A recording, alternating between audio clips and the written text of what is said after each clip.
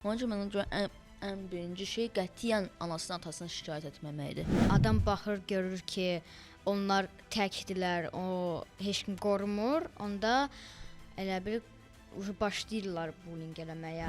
Dostluqda əsas lazımdır ki, məsələn, şimdi nəyə görə səndən dostluq eləyir? Müəllimlər nə çox mülayim ya da çox sərt olmamalıdır. Uşaqların iç səsi olsaydınız, nə demək istəyərdiniz həyata, böyüklərə? Elə insan yoxdur ki, mükəmməldir, səhvsizdir. Hər uşağın səhvi var.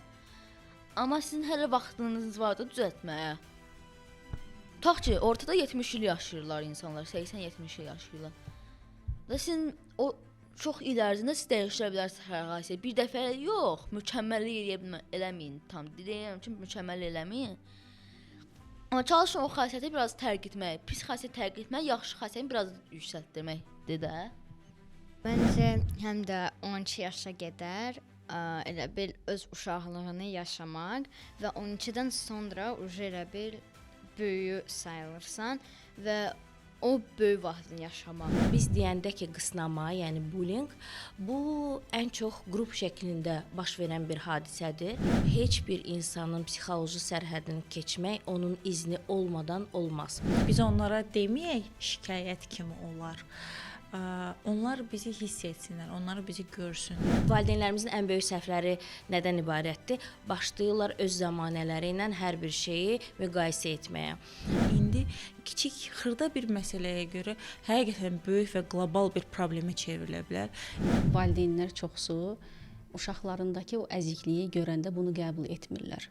Yeniyetməlik dövrü üçün vacibdir ki, onun bir kişi avtoriteti olsun. Biz əgər indi özgüvənsiziksə, yəni özümüzü qoruya bilmiriksə, uşağımız da bunu edə bilər. Uşaqlara sual vermək lazımdır. Nəyə görə bu belə oldu? Sən olsaydın həmən insanın yerində nə edərdin?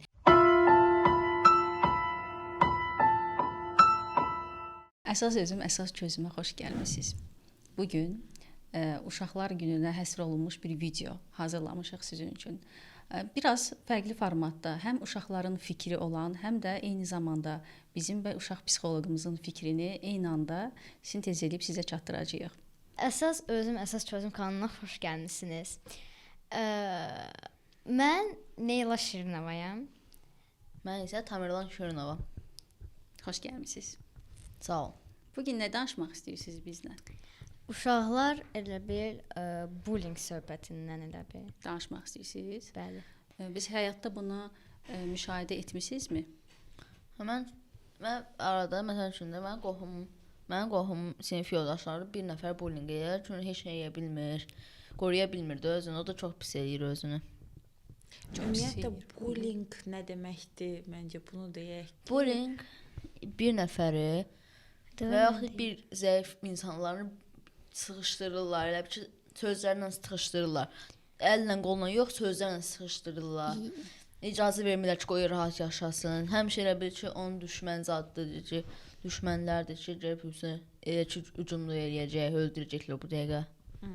Elə bil ki, öz qabağında duranmırlar da, elə bil psixoda zəifdilər, görürlər ki, adam zəifdir və bullying eləyə bilərlər, yəni toxuna bilərlər. Bəli. O bullying eləyən insanlar gözündən görürlər ki, o çox zəifdir, özünü qoruya bilərmi, yoxsa yox, sözlərlə cavab verə bilərmi, yoxsa yox. Cavab verə bilmirsə, ona rahat bullying eləyir, çünki özünü qoruya bilmir axı. Bir də kim onu qoruya bilər, o da nasıl atası qoruya bilər də bu bullyingdən. Belə bir şey görmürsüz, yəni? Bəli. Hansısa bir yerdə, məktəbdə ya evdə. Qohumun bacısı oğlunun sinif yoldaşı məsələn. Görmüsən? Necə eləyirlər bullyingi? O eyni şeyini bayaq necə deyirdimsə elə də sıxışdırırdılar. Heç kim onu dostluq eləmək istəmirdilər. O 40 nəfər uşaqdan dövrə məşəmdə oxuyurdular. 40 nəfər uşaqdan 39-u ondan danışmırdılar.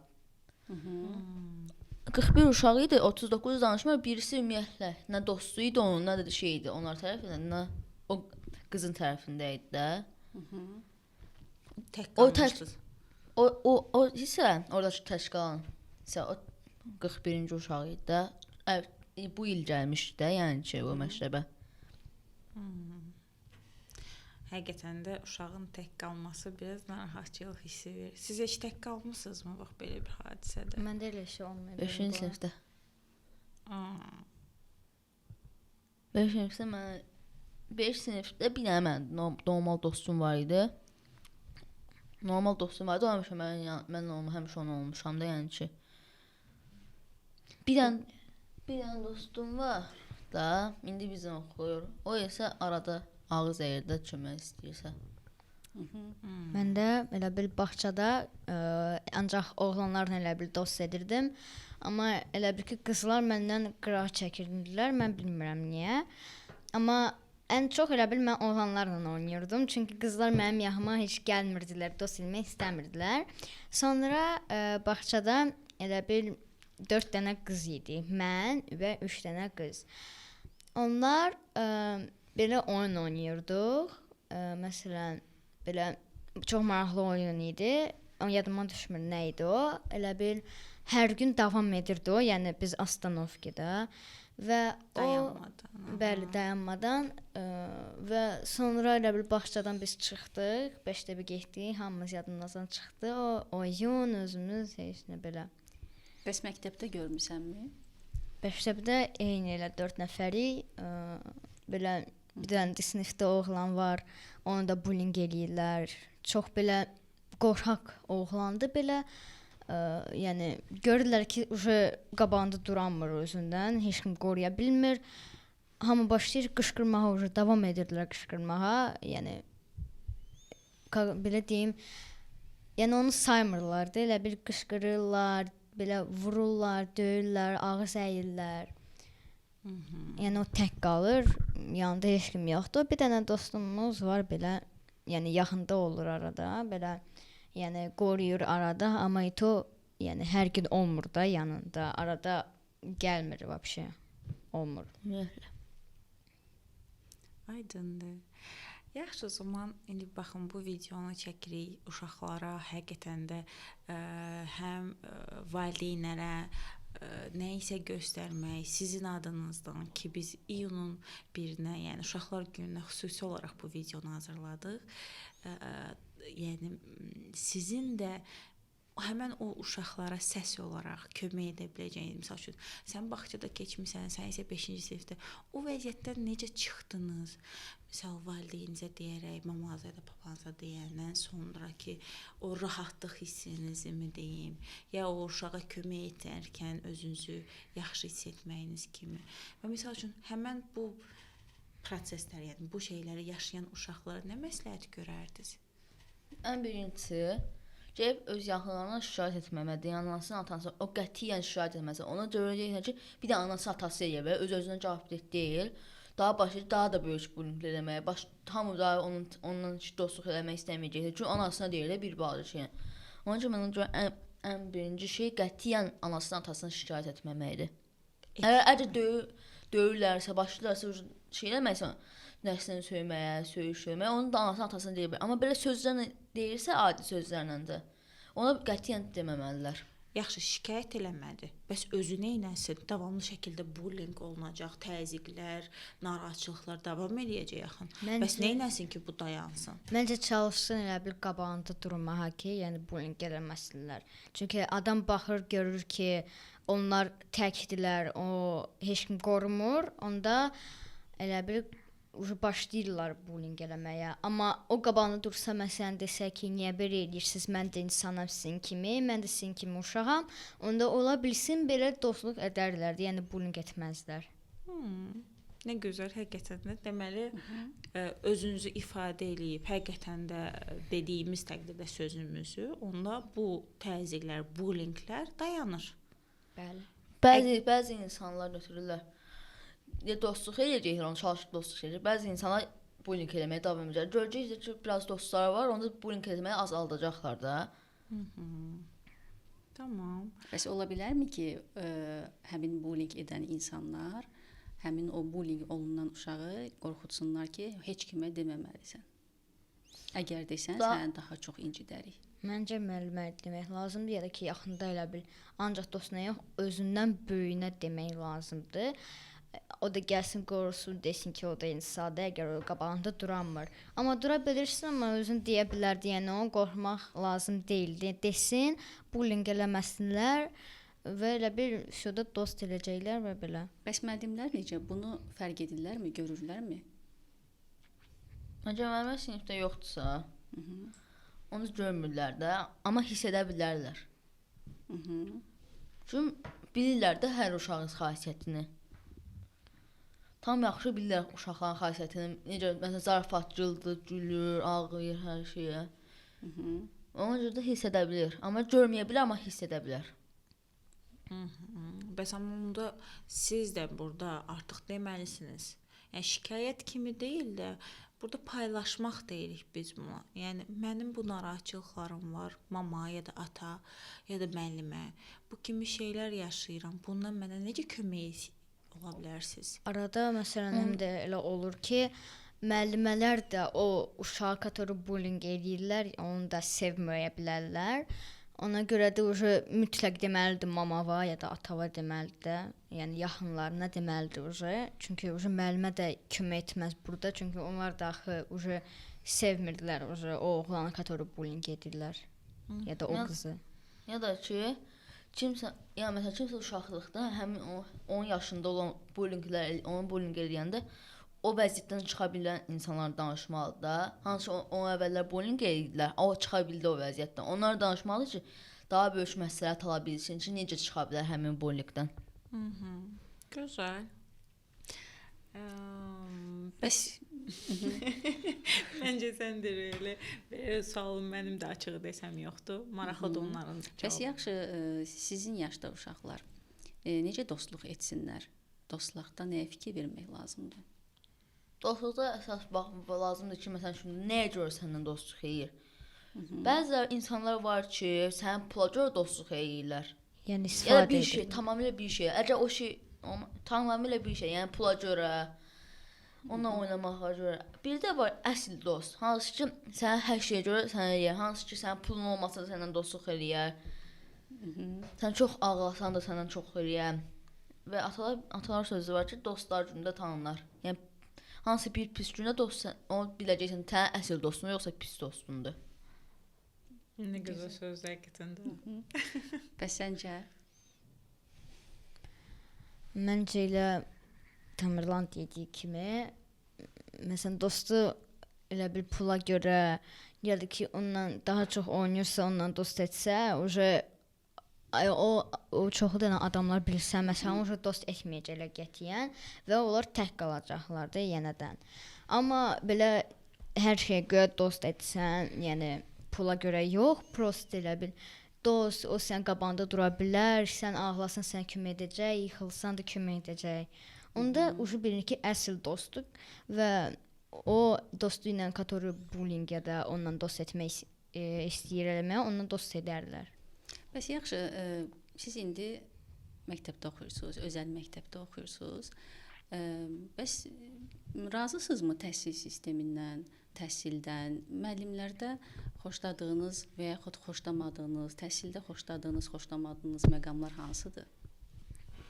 Məsələn, müəllimlər nə çox mülayim ya da çox sərt olmamalıdırlar. Əgər çox mülayim olsalar, onda ondan istifadə edəcəklər bütün şagirdlər ki, onsuz mülayimdir, nə istəyib eləyək, onsuz bizə normal cavab verəcək, bir gün eləyəcək, sonra da eləməliyik də, yəni ki, mülayimdir, onsuz heç nə deməyəcək. Əgər sərt müəllim olsa, onda heç kim onunla şey eləmək istəmir, heç kim onun dərsinə girmək istəmir, anasına, atasına deyəcək ki, getmək istəmirəm. Çünki çox sərt müəllimlər var da, ona görə də istəmirlər getmək. Ona görə mənə görə daha çox müəllimlər biraz mülayim olmalılar da. Yəni biraz az miqdarda çox olmalıdır, biraz da sərt olmalılar ki, qoy uşaqlar həm onun dərsini keçmək istəsin də, həm də mülayimlikdən istifadə etməsin. Ortanı tutturmaq lazımdır. Yəni balansı qorumaq lazımdır. Əslində hər şeydə bir balansı var. Bir də məsələn, həftədə bir dəfə ən az dərs keçən oyun formatı kimi dərs keçsinlər də, qoy uşaqlara maraqlı gəlsin. Yoxsa biz tutaq ki, 5 ay oyun oynamırıq həmin dərsə, onda uşaqların nə gələcək mənası, maraqlısı olacaq da. Gözəl. Bəs yaxşı, ümumiyyətlə uşaqlar sizcə həyatda nəyi görmək istəyir, nəyə ehtiyacı var? Məncə ən belə lazımlı bir şey dost etmək. Tək olsa bilməyəcək neynəsin. Yəni təkdir, özünü tək hiss edəcək, amma dostlarla olsa danışmaq da öyrənə bilər məsələn. Bəs siz valideynlərinizə, məsəl üçün yetişkin olsaydınız, nə istəyərdiniz uşaqlarda ya da böyüklərdə dəyişməyi? Məncə heç nə, yəni hər şey normaldır, hər şey yaxşıdır məncə. Yəni heç nə dəyişməli olmasın. Bəzi uşaqlar, mən elə uşaqlar görmüşəm ki, bəzi uşaqlar ta ki ad günə və yaxud da elə belə ona pul verirlər. Ad günə pul verirlər. Anası götürür, anası və yaxud da atası götürür pulu özünə, deyir ki, nə vaxt istəsən istifadə edərsən. Amma sən bilirsən ki, bu pullar sənin vaxt lazım olacaq, amma anana verirsən. Amma sizdə pul çox azdır. Yəni finansınız çox yüksək deyil, milyoner deyilsiniz, çox pulunuz yoxdur. Amma ad gününüzə belə siz ananıza verirsiniz onu. Sonra nə vaxt tutaq ki, bir ay keçir, siz istəyirsiniz məsəl üçün bir dənə kitab almaq, karandaş almaq məktəbə görə. Ananız deyir ki, mən bu pulu xərcləmişəm də, dayı, sənə paltar almaq üçün. Paltar almaq üçün, məktəb repetitor almaq üçün, hansı ki, sənə məşğul olacaq. Onda bəzi uşaqlar başlayır inciməyə ki, mənim pullarımı da mənə veriblər. Amma ona başa düşmürlər ki, ona bütün valideynlər öz oğulları və yaxud da qızına görə ən yaxşısını istəyirlər də. Ən yaxşısını istəyirlər. Əvvəl necə dedimsə, onlarda pul çox azdır da, yəni tam demək olar, finansı tam yüksək deyil də. Ortadan biraz aşağıdır da. O da çalışır öz oğlu qızı üçün ən yaxşısını da eləsinlər. Və həmin pulu ora istifadə eləyir. Uşaq da istəyəndə deyir ki, artıq mən xərcləmişəm və uşaq da artıq inciməyə başlayır ki, sən mənim pulumu xərclədin. Elə deyilmi təmin? Bəli. Və burada inciməklik bir şey yoxdur əslində. İnciməlik yoxdur, çünki onların pulu bəlkə azdır. Çatmır axı onun məsələn məşqə puludur. O da istəyir ki, ən az sən nəsə bilərdin deyə sənə məsəl üçün repetitor, yəni hansı ki, sən məşğul olacaqlar da, onun pul xərcləyir. Sən paltar alır ki, sən paltarsız qalmayardın. Eynən. Yəni valideynlərimiz bizim üçün ən yaxşısını eləyir. Bunun üçün də biz incimək yerinə anlayışlı olub, bəli, şükr etməyimiz daha yaxşı olur. Çox gözəl gözləmləmisən əslində ki, uşaqlar həqiqətən də bilmirlər ki, pul gəlir, mənim adımdan gəlibdi, amma mən istəyəndə yoxdur. Əslində sənin üçün vaxtında xərclənib. Artıq olmadığından verə bilmirəm və buna görə də incimək lazım deyil. Bəs siz övladlarını dəyişdirmək istəyərdiniz? Mən Neylanın dediyinə gəldirirəm ki, məncə hər bir övlad özəldir. Hər bir övlad, yəni uşaq özü-özlüyündən bir xəzinədir. Onu dəyişmək deyil də ortaya çıxartmaq lazımdır deyə düşünürəm. Bəs siz? Mən də Ruqiyyə xanıma qatılıram. Övladları dəyişdirmək mümkünsüzdür, dəyişdirməməliyik də. Onlar necədirlərsə biz onları elə qəbul etməliyik, o cür onu sevməliyik. Eynən. Bəs siz yaxşı burdan böyüklərə demək istədiyiniz bir şey olsaydı nə deyərdiniz? Həm böyüklərə, həm də uşaqlara. Yəni uşaqların iç səsi olsaydınız, nə demək istəyərdiniz həyata, böyüklərə? Məsələn, pis xasiyyətlərini çalışıb dəyişdirsinlər də. Yəni hansı bir pis xasiyyətini çalışıb dəyişdirsinlər.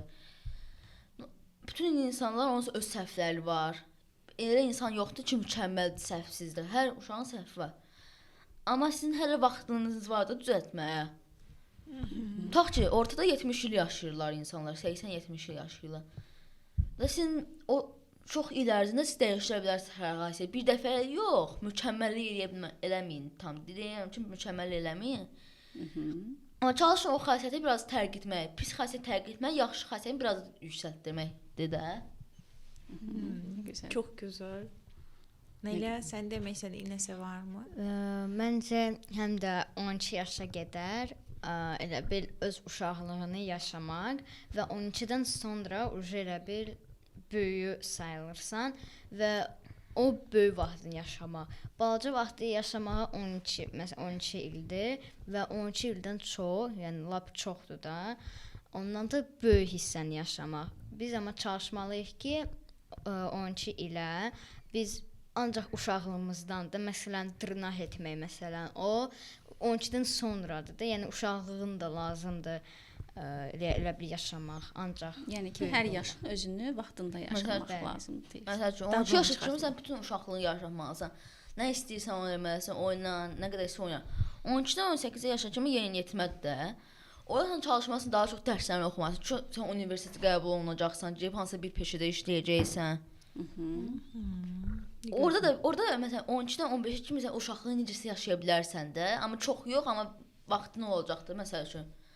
Amma 15-dən 18-ə kimi sən daha çox universitetdə olacaqsan. Ən azı 31 saatın, 30 dəqiqə 1 saat vaxtın olacaq şey eləməyə, fahş etməyə. Amma 18 yaşdan sonra 18-dən 30 yaşa o gənc deyilir də. Gəlirsən ora başlasan praktikant olmağa, sən hansı bir işə daxil olacaqsan, orada daha çox telefonla şey yox, daha çox ki baxmalısan o proqramdan nə edəcəksən, baxmalısan sən nə istəyirsən eləmək, hansı işə daxil olacaqsan. Bəs yaxşı uşaqlar telefonu necə istifadə etsinlər? Ya da texnologiyanı necə istifadə etsinlər? Məsəl üçün demirəm ki, daha normal şeylərə baxsınlar. Normal şeylərə baxsınlar. Amma deyib burada daha oyun oynamasınlar, yalnız faydalı video baxsınlar. Tam belə olmamalıdır. İstədiyi kimi məsələn 1 saat baxmaq, oynasınlar istədiyini, qalan vaxtı isə şeylə məşğul olsunlar, faydalı videolarla. Çünki qoy biraz maraq gəlsin, yoxsa ona da ümumiyyətlə heç nə. Oyun oynayacaqlar, marağı itib, bütün hər şeyə zövq itəcəklər. Çünki oyunlardan zövq alırıq biz. Uşaqlar zövq alıblar da. İndi ona həyat məsələn zövqə gedə bilər. Ona görə də yaxşısı məsələn arada 1 saat oyun oynamaqdır. Qalan şeylərə isə faydalı bir videolar baxmaqdır, öyrədici. Mən məsəl üçün də elə videolar olur ki, həm oyun kimi formatındadır, həm də faydalıdır. O uşaqlar həmin videoya baxa bilər. Bəzi oyunlar var ki, daha çox həm faydalıdır, həm də zövq ala bilirsən. Belə oyunlar çoxdur.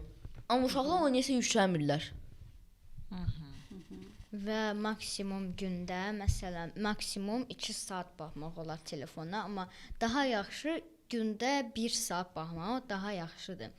Məsələn, oyun oynamaqdan faydalı oyunlar olmalıdır da. Yəni yaxşı oyunların içərisində də pis cəhətlər var ki, siz çox vaxt keçirdəndə artıq pis tərəfi görürsüz, asılı qalırsınız. Pis oyunların da yaxşı tərəfləri var, öyrədici nəyilərsə var, amma onlardan uzaq durmağımız daha yaxşıdır. Çünki bir çox şeylərdə beynimizdə asılılıq yaradır. Amma ümumiyyətlə daha çox oynamamaq şərtindən oynamamaq oyunlar. Çünki gözlər də uje zəiflənir, açıq giyməlisən. Orda elə bil oynayırsan, onun yaxşı faydası da var, pis faydası da var, amma daha yaxşı oynamamaq o şərti ilə oynamamaq ki, gözlərin də sağlam belə qalsın. Çox sağ olunuz gəldiyiniz üçün. Çox gözəl video oldu həqiqətən. Çox gözəl, çox maraqlı. Siz də özünüzü çox gözəl ifadə etdiniz. Həm Sağ olun. mən bir şey demək istəyirəm. Həm də ki faydalı videolar dedik ki, bayaqları. Onun da pis cəhəti var da. Nə olsun ki, faydalı video səndən söylədir. Amma sənin gözlərin çoxuyor. Məsələn, videolar daha çox faydalı videolar daha çox 20-30 dəqiqə olur da. Bəzələri isə 1 saat olur. Görün 20-30 dəqiqə faydalı video baxmaq necə gözlənir? Beyni yaxşılandıra bilər, amma gözlərini zəifləndirə bilər axı. Bəs onun yerinə sizcə nə etmək olar? Məsələn, onun qısaldılmış formalara baxmaq olar da. 10 saat kinonun 10 epizod olsun da, toş 10 saat videonun bir dəfəlikdir, amma 10 epizoda bölsək, 10 epizoda bölsək, 1 saat baxmış olacaq. Onda daha rahat olur da. Ya bir dəfə 10 saat baxacaqsın, demək bütün gününün yarısını demək olar ki, şeydə olacaqsınız da televizorda. Amma 1 saat baxsaq məsələn, həftədə bir dəfə baxa bilərsiniz o 1 saat videonu. O da sizə daha rahatlandıracaq. Çünki həm maraqlı gəlir o kino ki, bir dəfə baxmırsınız da, ya bölmüş şeylərə baxırsınız. Həm də ki, sizin gözlərinizə çox ziyan verməyəcək 10 saatlıq şeydən. Amma məncə dünyada elə bil real belə demək olar da ki, orada telefonda baxmaqdansa ondan sonra real demək. Həm də elə kinolar olur məsələn, həm faydalı olur, həm yaxşı olmurlar da öldürmək, orada 18+ olan. Məsələn, yaxşı faydalı olanda məsələn əsas çözüm kimi belə psixoloji belə şeylər olandan, amma kinolarda elə bil 18+ öldürmək zad. Amma nə olsun ki 18+da, onlar da baxsalar, onlar da üçün elə bil, yəni pis olur da kinoya baxmaq. Həm 2 saatlıq olur. Amma məsələn belə faydalı olsa yəni daha əsas yaxşı olur. əsas çözüm kanalına baxmaq lazımdır.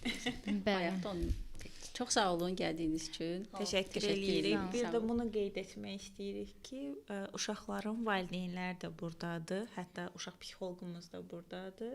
Biz bu videonu sizlə birlikdə çəkdik. Çox sağ olun. Amma bu videonun arxa planında valideynləriniz və uşaq psixoloqumuz da burdadır. Bunu izləyicilər üçün qeyd etmək istədim. Çox sağ olun. Sağ olun, xoşluqla qalın. Xoş gəlmisiniz təkrar Nigar xanım.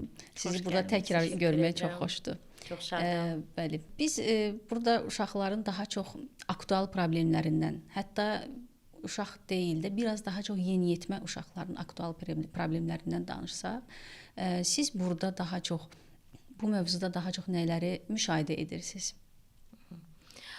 Deməli, uşaqların çox maraqlı dialoqlarını dinlədim, müşahidə etdim ki, indiki cəmiyyətimizdə nə qədər çox bullyinqə məruz qalan şagirdlər, uşaqlar var və təəssüflər olsun ki, bir çoxları bu haqqda heç bir şey heç kəsə söyləmir. Nə qədər qaynar xətlər olsa da, bu haqqda podkastlar, videolar, belə deyək də, psixoloqların çıxışları olsa da, buna rağmen yenə də bir çoxları susur, yeniyetmələrin bir çoxları bilmir ki, kimə müraciət etsin, dərhal kimdən imdad diləsin, kömək istəsin.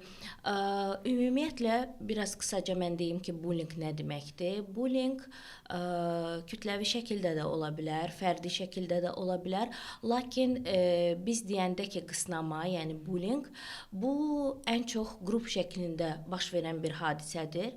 Məktəbdə ola bilər, hansısa bir qruplarda tutalım, əgər övladlarınız, uşaqlar idmana gedirlərsə və yaxud da hansısa bir dərnəklərə gedirlərsə, orada da bullyinqə məruz qala bilərlər. Və əgər yeniyetmələrdən söhbət gedirsə, onların psixikası stabil olmadığı üçün və bir çox dəyişikliklər baş verdiyi üçün bu dövrlərdə ona görə də onlara bu qədər bu mənfi, travmatik təsir edir və hətta biz bilirik ki, çox da yaxşı olmayan bir fəsadlara gətirib çıxardır. Cəmiyyətimizdə də bunu görürük, bütün dünyada da bundan rast gəlinir.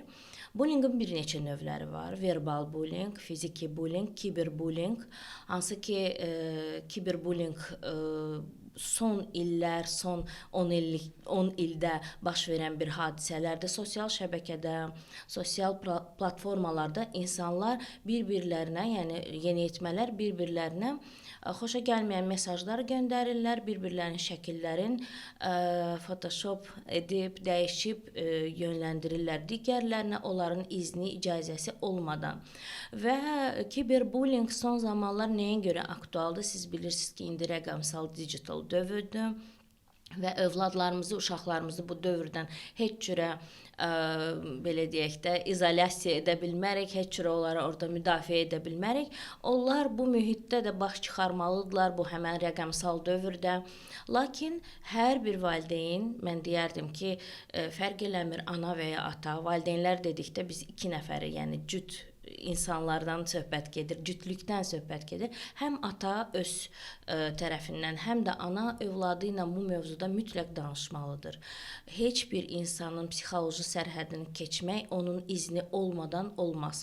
Yəni ki, məsələn, əgər hansısa bir yeniyetmə digərini bəyənmirsə, hansısa bir xüsusiyyətlərinə görə və yaxud da apardığı davranışa, göstərdiyi davranışa görə və ya əgər bu məktəbdirsə, bəzən olur ki, şagirdlər yaxşı oxuyurlar və onlara da qarşı bullying olur. O demək deyil ki, burada uşaqlar da səsləndirdilər ki, kimsə pis oxuyur və yaxud da müəllim hansısa bir şagirdə qarşı mənfi bir davranış nümayiş elətdirirsə, hamı ona qarşı mənfi olur. Bu bəzən o demək deyil ki, o pis oxuyur deyə belədir. Bəzən yaxşı şagirdə qarşı da sanki bir paxıllıq, sanki bir belə bir hisslər var da, insan xasiyyətinin xüsusiyyətləri xüsusiyyətlərində və uşaqlar qrup şəklində ona qarşı belə bir bullying edirlər və aralarında bir nəfər ola bilər ki, ona qarşı kiberbullying də edə bilər.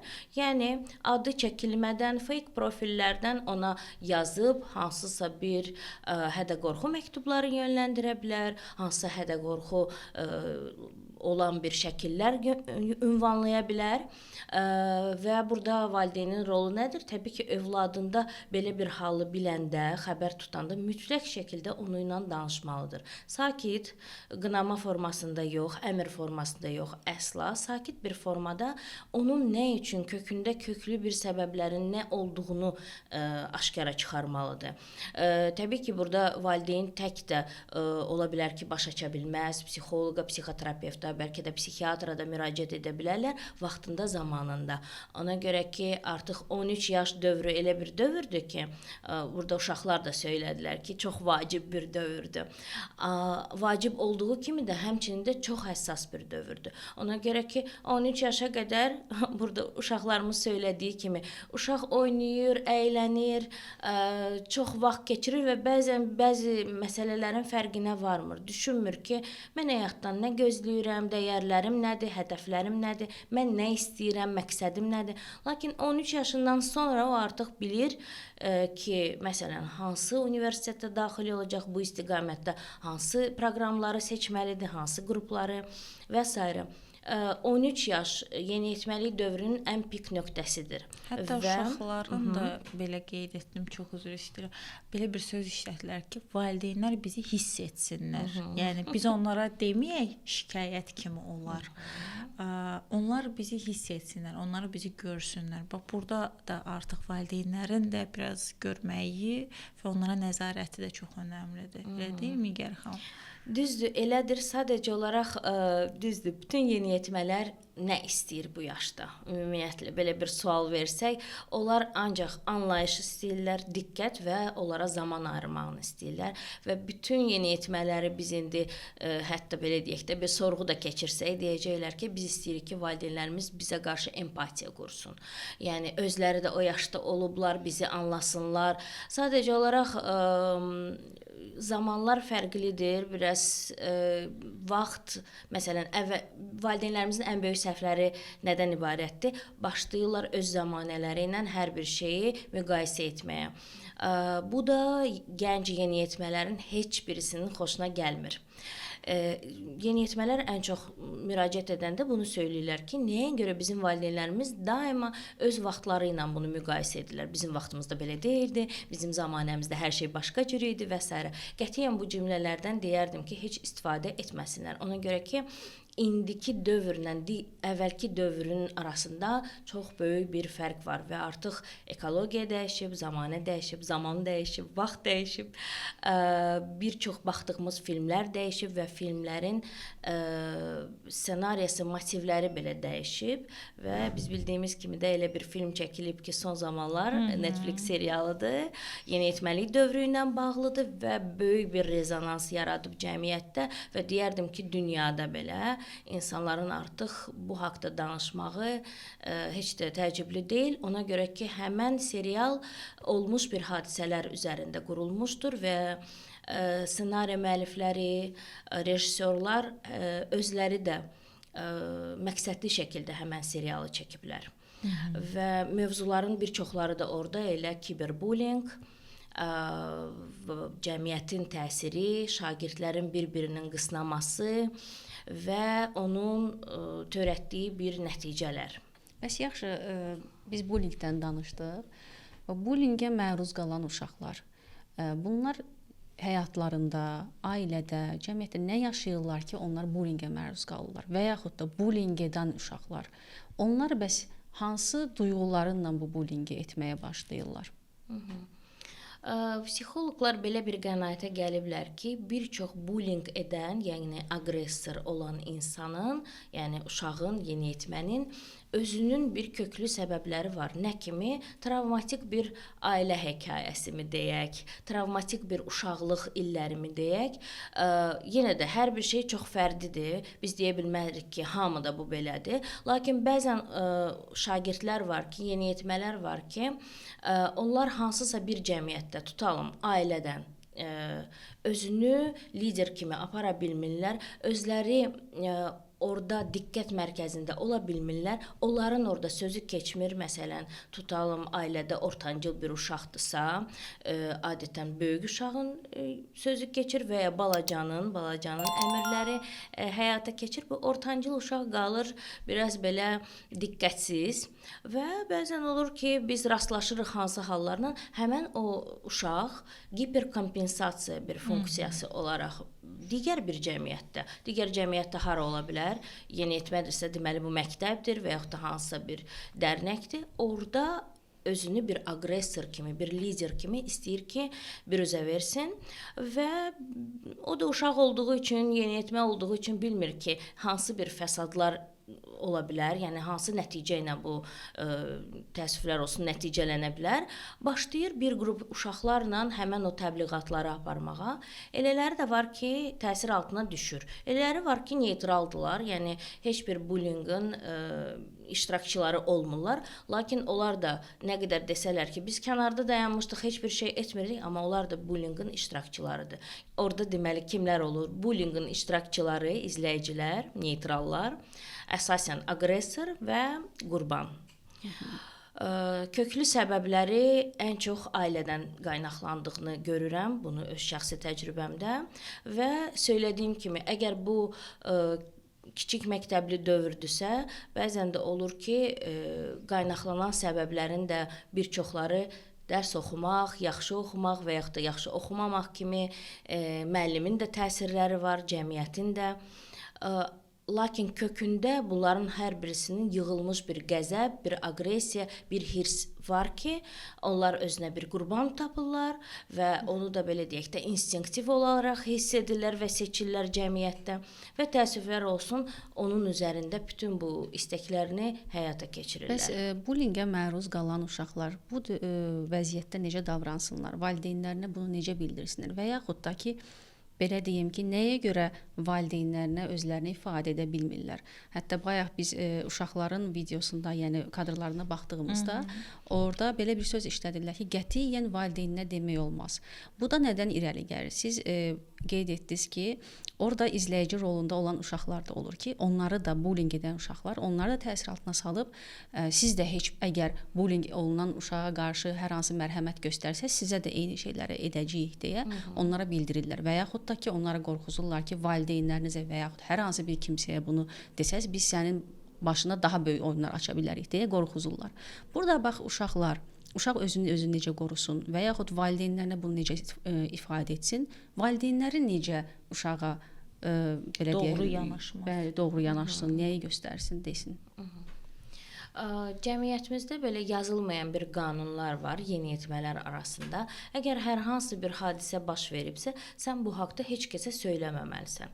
Nə məktəbdə müəllimə, nə valideynlərə, nə məktəb psixoloquna, nə də direktora. Mən bir çox bu hallarla tez-tez rastlaşdığım üçün burada xüsusi belə dayanmaq istəyirəm. Və həmən o qurban olan şəxsə qarşı da deyirlər ki, əgər sən bunu desən, bizdən deyilsən, sən yəni oğlanlardırsa bəzən başqa bir sözlərdən də istifadə edirlər. Lakin həmən uşaq evə gəldikdə təbii ki, diqqətli və qayğılı bir valideynlər onun bədən dilindən də belə görə bilərlər ki, uşaq çox qəmgin və yaxud da ruhsal olaraq çox qəmgindir, çox kədərlidir və belə deyək ki, depressiv bir hallar yaşayır. Diqqətli valideynlər dərhal müdaxilə etməlidirlər və edirlər də. Bu zaman yenə deyirəm, onlar özləri çox sakit və rahat olmalıdırlar. Əsla onu heç bir şeydə qınamamalıdırlar. Məsələn, bir çox şagirdlər, uşaqlar, yeniyetmələr nəyə görə qorxurlar? Onlar qorxurlar ki, qınaq obyektinə çevrilərlər. Məsələn, tutalım valideynlər və yaxud da ailə üzvləri söyləyərlər ki, nəyə görə bu sənin başına gəldi? Nəyə görə digərlərinin bu başına gəlmir? Bu kimi qınamalar və ya sən özünü elə bir üzə verməliydin ki, səni heç kəs bullying etməsin. Bu kimi qiymətləndirmələr olur valideynlər tərəfindən və ya böyüklər tərəfindən. Uşaqlar da ən çox bax bu qorxularına görə valideynlərinə heç nə demirlər. Cəzadan sanki qorxaraq bunu demirlər. Ona görə ki, bütün valideynlər bir deyirlər, hamı fərqli xasiyyətə malikdirlər və bəziləri başlayırlar artıq övladlarını bu kimi balaca bir cəzalar da olsun, amma edirlər. Məsələn, sən o yerə, o həddə çatdırmamalıydın ki, səni bullying etsinlər. Nəyə görə sən özünü cəmiyyətdə bu cürə ifadə etdin? Qorumağı bacarmırsan. Bəli, və övladını qorumaq əvəzinə əksinə başlayırlar onu biraz da günahlandırmaq. Bu səbəbdən onlar qorxurlar evdə valideynlərə söyləməyə. Lakin mən orada deyərdim ki, uşaqların dialoqunda orada uşaqlar da bildirdilər ki, əsla evdə söyləməməlidirlər, özlərində saxlamalıdırlar, özləri bu problemi çözməyə çalışmalıdırlar. Lakin mən deyərdim ki, xeyr, birinci növbədə birinci addım bu böyüklərə söyləməkdir. İlk növbədə müəllim, evdə valideyn və əgər məktəbdə məktəb administrasiyası varsa, yəni məktəb psixoloqu, sosial işçi, direktor müavini mütləq onlara bu haqqda söyləmək. Hətta dünyada belə bir praktika var ki, uşaqların hüquqlarının bərpa komitəsinə də müraciət etmək gərəkir. Əslində burada bir kiçik nüans da ordadır ki, müəllim ya da müəllimə valideynlər də uşaqlarla elə bir kontakt, yəni elə bir əlaqə qurmalıdırlar ki, uşaqlar da onlarla ünsiyyət qurub rahatlıqla deyə biləcəyim bir insan olduğu üçün bullying və yaxud da digər kiçik hadisələri belə paylaşa bilsinlər. Onlar kiçik hadisələri paylaşırlar, misal çəkirəm. Təbii ki, burada məktəbin psixoloqu ya da başqa bir şəxsdən getmir, çünki onlar professional olduqları üçün daha rahat və daha onlarla empatiya quraraq hərəkət edirlər. Amma müəllimlər ya müəllimələr, valideynlər, ata-ana fərqi yoxdur.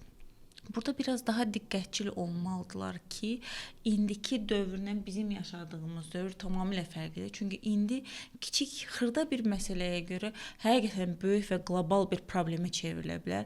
Sizin də qeyd etdiyiniz serialdakı kimi, yəni məncə baxanlar çox yaxşı bilə bilər ki, orada nə böyük və faciəvi bir şey olur və uşağın içində keçirdiyi o hisslər, travmaları çox gözəl çəkiblər. Hətta bu yaxınlardan indi bu videonu paylaşma vaxtına görə deyirəm. Bu yaxınlardan bizim özümüzün Azərbaycanda yaşanan bir trajedik hadisə var ki, çox təsir, bəli, Gəncədə baş verən nəticəsi necə faciəvidir, yəni cinayətlə və valideynlərin heç birinin xəbəri yoxdur ki, bu necə olub, kim eləyə bilər. Bəlkə də o vaxtında valideynlərlə danışıb doğru ünsiyyət olsaydı və yaxud da müəlliməsi ilə və yaxud da ətrafında kiməsə paylaşa biləcəyi bir insan olsaydı, həm bullying edənlərin, həm də o bullyingə məruz qalan insanın bəlkə də bu qədər faciəvi bir şəkildə nəticəsi olmaz. Bəlkə də valideynlər çoxsu uşaqlarındakı o əzikliyi görəndə bunu qəbul etmirlər. Yəni hətta uşaqlar bir hadisəyə qarışanda, o sənə nəsə bir zərər yetirdisə, sən də ona et. Onda o zəifliyi görmək istəmirlər və buna görə də onlara o şiddəti və yaxud da ki, necə eləyirsən elə güclü qal bu həyatda deyə onu təlqin edirlər. Bəlkə də özlərindəki zəifliyi uşaqda görmək istəyirlər. Çünki biz serialda da bunu görürük ki, orada atası deyir ki, bəli, futbola getdiyi təqdirdə futbolda sən uduzmamalısan. Hətta atası uşaq uduzanda onun gözünə belə baxmır, üzünə belə baxmaq istəmir, ondan utandığını qeyd edir.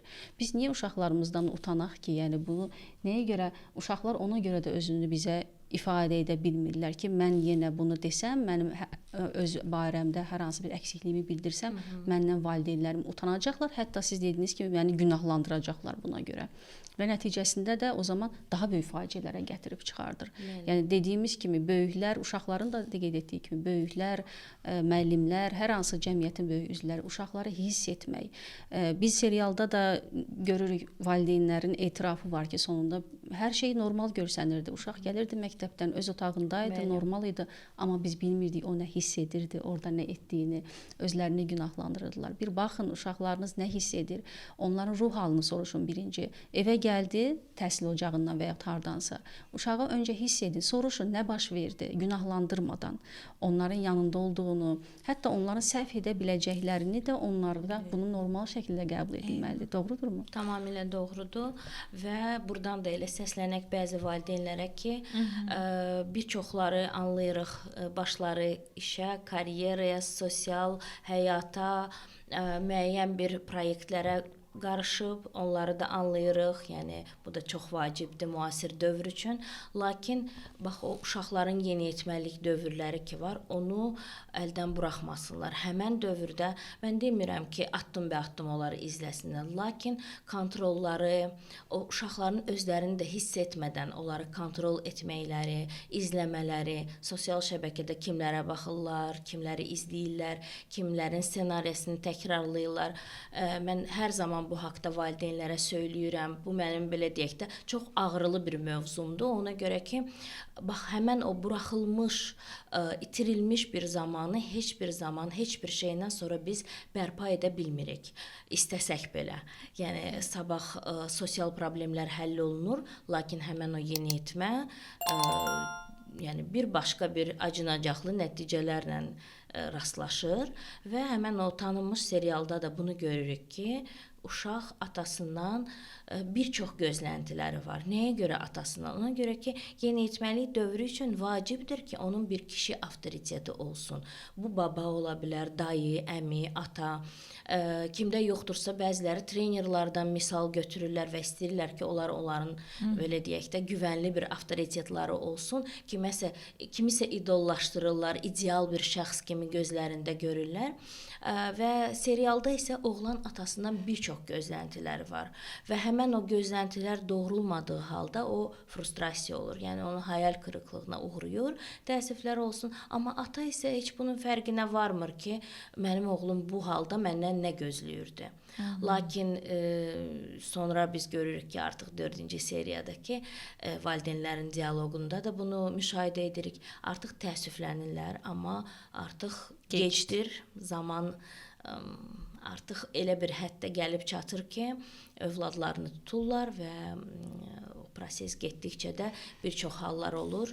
Hətta özləri də özlərinə sual verirlər ki, bir ailədə necə biz qız övladımıza bu cürə tərbiyə verdik, amma oğul övladımıza isə tamamilə əks bir, fərqli bir onun əksini tərbiyələndirdik. Eyni valideynlər, eyni ailə, amma fərqli bir yanaşma. Hətta bunu da görürük ki, siz dediyiniz kimi, oğlan uşaqları yeniyetməlikdə öz atalarını və yaxud da kişi hansısa bir rolunu oynayan birini ideallaşdırırlar. Nə qədər o uşaqda biz müşahidə edirik, nə qədər atasından gözləntiləri qarşılanmasa da, yenə də atasını ideallaşdırır və ona hər hansı pis söz gəlməsindən çox narahat olur uşaq. Ona görə ki, onun idealıdır və yenə də özünü günahkar hiss edə bilər ki, mən atamı sevməyə bilmərəm deyə. Ona görə valideynlər diqqət etsin ki, uşaqlar sizi ideallaşdıracaqlar, sizin rolunuzu oynayacaq həyatda. Sən ona görə özlərinə baxmalıdırlar ki, necə özümüzü həyatda edək. Hətta uşaqlarımız qeyd etdi ki, bayaq, uşaqlar qeyd etdi ki, hətta 18+ olsa belə insanlar yenə də o şiddət olan kinolara çox baxmasınlar. Onu belə dedilər. Özləri üçün də dedilər ki, şiddət olan kinolara baxmasınlar. Siz dediyiniz kimi nəyi izlədiyini diqqət etsinlər valideynlər və özləri də böyüklərdə də deməli onu görmək istəmirlər. O cür kinolara baxılmasını və yaxud o cür şeyləri görmək istəmir, şiddəti görmək istəmir demək ki. Əslində uşaqların görün necə xırda bir detallara bu qədər fikir verməsi. Biz fikirləşirik ki, uşaqlar çox elə bizi görmürlər. Əslində bizi görüb, yəni valideynlərini görüb, özlərinə örnək alırlar ki, bunu mənim atam elədisə, mən də edə bilərəm. anam edirsə mən də edə bilərəm. Valideynlərin əslində uşaqları bəzən bir dənə sözlər də var ki, hə mən yaxşı deyiləm, mənim yaxşı tərəfim, mənim pis tərəfimi deyil də yaxşı tərəfimi götür. Elə deyil. Biz bunu pis ediriksə, o da edəcəkdir. Biz əgər indi özgüvənsiziksə, yəni özümüzü qoruya bilmiriksə, uşağımız da bunu edə bilər, ya da tam tərsini. Mən anamı qoruyacağam, daha da şiddətə meyilli ola bilər. Əslində hisslər, biz onu hiss etməyimiz üçün uşaqları deyirik, hiss edək. Məncə ilk növbədə biz özümüzü hiss eləməliyik. Biz özümüzdə bəzi şeyləri dəyişdiyimiz təqdirdə uşaqlarda da çox şey dəyişir, həqiqətən də. Bunu mən uşaq psixoloqu deyil, siz uşaqlarla ünsiyyət qurursunuz. Mən isə daha çox biz böyüklərlə işləyirik. Misal, onlar öz uşaqları haqqında danışanda deyirik ki, siz özünüzü dəyişin, uşaqda da dəyişimi görəcəksiniz. Çünki uşaq psixoloqa getsə 2 həftədə bir dəfə, 2 dəfə olacaqdı. 2 saatlıq dəyişimlə evdəki dəyişim, hər zaman gördüyü insanlarla olan dəyişim eyni deyil. Yəni belə deyim də, gedir psixoloqun yanına, uşaq yaxşılaşır, gəlir eyni vəziyyət, eyni insanlar, eyni baxış tərzi. Amma valideynlər dəyişəndə, hə, sən bu gün nə oxumusan deyil də, sən bu gün necə hiss eləyirsən? Bu gün nə dərslər keçmisən deyil də, hə, bu günləri kimlərlə tanış oldun? Necə bir dostluq, nələr öyrəndin? İnsanlardan yaxşı ya da pisləri nə gördün? Pis sənin üçün nədir? Yaxşı sənin üçün nədir? Nə baş verdi? Orada baş verənlər haqqında uşağın fikrini öyrənirsən. Sən yaxşı orada baş verənlər haqqında nəyi hiss etdin, nə gördün, nə müşahidə etdin? Həqiqətən uşaqların müşahidəsi çox gözəldir ki, məncə burada bəzi kadrları da götürəcəyik. Yəni uşaqların kadrlarını göstərəndə belə sual verəndə necə rahat. Yəni burada öyrədilmiş bir şey də yoxdur ki, uşaqlar qabaqçıdan bunları verin, bu sualları verin deyil də öz düşüncələrini rahat şəkildə belirtdilər. Yəni uşaqlar özləri etiraf etdi ki, bizdə mükəmməllik gözləməyin, yəni. Çünki orada dedi ki, yəni heç kəs mükəmməl ola bilməz. O deməkdir ki, yəni bizdə mükəmməllik gözləməyin. Yəni uşaqların belə bu müşahidəsi varsa, biz də özümüzdə bəzi şeyləri görüb, müşahidə edib dəyişə bilərik. Elə deyilmi Gərxan? Bəli, burada çox bir vacib bir məsələ idi. Siz qəşəng bunu gözəl bir qeyd etdiniz, vurğu etdiniz ki, uşaqlara sual vermək lazımdır. Nəyə görə bu belə oldu? Sən olsaydın həmən insanın yerində nə edərdin? Niyə, nəyə görə, nə üçün, nə səbəbdən? Bu səbəblər uşaqlar tərəfindən necə qəbul olunur? Bunları mütləq təhlil etsin. Nə qədər çox sizin övladlarınız bunu təhlil edib, analiz, sintez edəcək və bir nəticə çıxaracaq, bir o qədər də çox onun emosional zəkası artacaq. Emosional zəkası mövzusu indi ümumiyyətlə dünyada belə ən vacib, ən prioritetdə olan bir mövzulardır. Ona görə ki, Amerika psixoterapevtləri söyləyir ki, IQ səviyyəsindən çox insanın emosional zəkası, yəni EQ səviyyəsi daha vacibdir, daha üstündür. İnsan mükəmməlçi, əlaçı ola bilər. Lakin həyatda bir çox şeyləri təhlil etmək qabiliyyətinə malik olmaya bilər. Ona görə buradakı uşaqlar çox sərbəst şəkildə niyə, nə üçün müşahidələrini görün necə gözəl ifadə edirlər. Bu da hardan qaynaqlanır? Çox güman ki, onların başına hər hansı bir hadisə gələndə, onların valideynləri, ətrafdakı olan böyüklər onlara o sualları veriblər. Niyə görə belə oldu? Sən nə üçün belə cavab verdin? Bəs bu situasiyada sən nə edərdin? Bax, onların emosional zəkalarını artırmaq üçün bir çox suallar onlara verilib.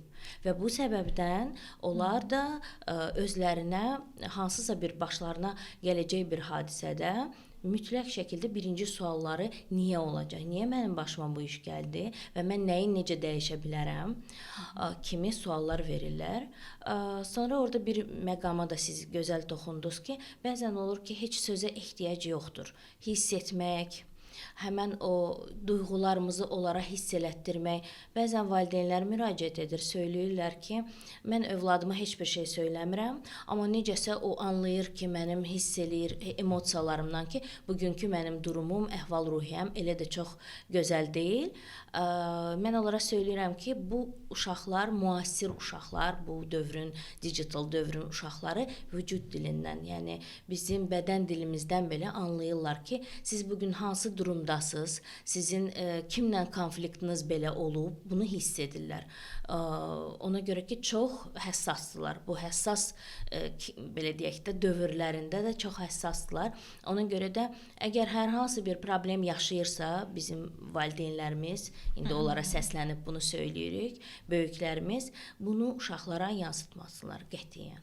Uşaqlar bilməsin ki, onların ailəsində, ailə daxili münasibətlərində, onların iş karyera sferasında hansı problemlərlə üzləşirlər, hansı sosial problemləri yaşayırlar. Ona görə ki, həssas dönəmdə həssas uşaqlar bundan da etkilənə bilər və Çox sağ olun bizə verdiyiniz gözəl məlumatlar üçün. Təbii ki, biz bunu da danışacağıq ki, özlərinə dost seçən valideynlər, uşaqlarını özlərinə dost seçən valideynlərin bunun fəsadlarını, qurban rolunda olan valideynlər və uşaqların oradakı çəkdiyi əziyyətlər, bunları çox müzakirə edərik. Hətta yeniyetmələrin sevgi həyatı, cinsəllik həyatı, bu cür problemlərimiz də çoxdur. Bunları da növbəti verilişlərimizdə inşallah Məncə biz sizi tez-tez qonaq çağıracağıq. Ümid eləyirik ki, bəli, vaxtınız olacaq. Çox sağ olun həqiqətən də. Çox gözəl və məncə maarifləndirici video oldu. Təşəkkür edirəm. Sağ olun, görüşmək ümidi ilə. Görüşərik. Sağ olun.